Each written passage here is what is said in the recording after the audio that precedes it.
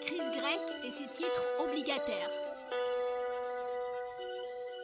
La crise grecque est une crise budgétaire qui découle d'un déséquilibre profond des dépenses de l'État grec. En 2009, la Grèce annonçait un déficit budgétaire de 3,7% alors qu'il était en réalité de 12%. Le nouveau gouvernement socialiste avouait alors une dette de 300 milliards d'euros. Suite à cette annonce a lieu la première dégradation de sa note par les agences de notation internationales. Face à cette crise de lourdes conséquences, la Grèce demande de l'aide à l'Union européenne et au FMI. Après négociation, un accord est trouvé le 2 mai 2010 et Athènes obtient des crédits de 110 milliards d'euros sur 3 ans. En contrepartie, elle accepte le plan d'austérité imposé par l'Union européenne et le FMI. Le peuple grec, très en colère, manifeste contre cette rigueur. Un second plan de sauvetage a été adopté le 21 juillet 2011.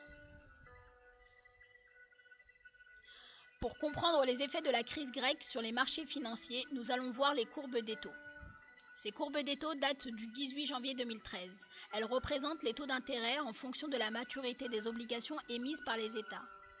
Elles dépendent de l'offre, de la demande et des conditions économiques du pays. Ce graphe montre que la Grèce a des taux d'intérêt très élevés comparés à l'Allemagne et à la France qui empruntent à des taux d'intérêt très faibles. Mais les investisseurs préfèrent les obligations allemandes et françaises avec des faibles taux d'intérêt car ils craignent le risque de défaut de remboursement de la Grèce. Cette augmentation des taux d'intérêt a obligé la Grèce à limiter l'émission de ses obligations dans le marché financier. Là, pour chaque instant, nous avons une courbe des taux différente. Nous pouvons voir la courbe des taux de la Grèce à 3 dates différentes. Le 31 janvier 2010, le 11 janvier 2013 et le 18 janvier 2013. Dans les marchés financiers, plus on anticipe le défaut de remboursement d'un pays, plus les taux d'intérêt augmentent.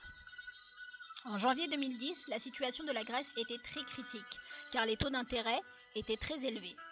Mais l'intervention de l'Union européenne et du FMI, avec différents plans de sauvetage, a permis de faire baisser les taux d'intérêt de la Grèce, comme on peut le voir pour les 11 et le 18 janvier 2013. Alors voilà une description d'une obligation grecque. Cette obligation a été émise par Hellenic Republic sur le marché euro. Sa devise est l'euro. Le coupon annuel de l'obligation est de 2 euros. La maturité est définie le 24 février 2023. On voit aussi la date du premier coupon, c'est le 24 février 2013. Là, on voit le rating de l'obligation par les deux plus importantes agences de notation ainsi que leur composite.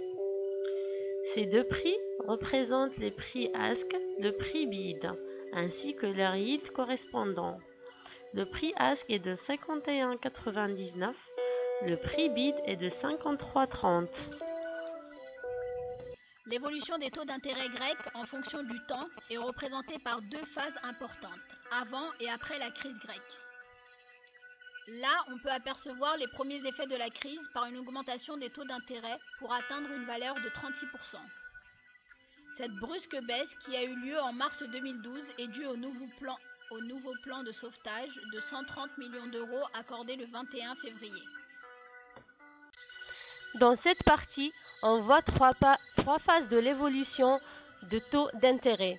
On voit qu'avant la création de l'Union européenne, la Grèce empruntait de l'argent à des taux d'intérêt plus élevés que la France et l'Allemagne. Après la création de la zone euro, l'Allemagne, la Grèce et la France empruntent au même taux d'intérêt. Pendant la crise, les taux d'intérêt des obligations grecques sont très élevés à cause de la crise de dette, ce qui cause une divergence entre les 4 pays. Ce graphe représente le remboursement en termes de principal et de taux d'intérêt que la Grèce va devoir payer aux détenteurs de ces titres obligataires. Pour finir, on a pris un imprimé-écran qui représente la déformation de la courbe des taux d'intérêt grecs en 3 dimensions, en fonction du ténor, date et taux d'intérêt.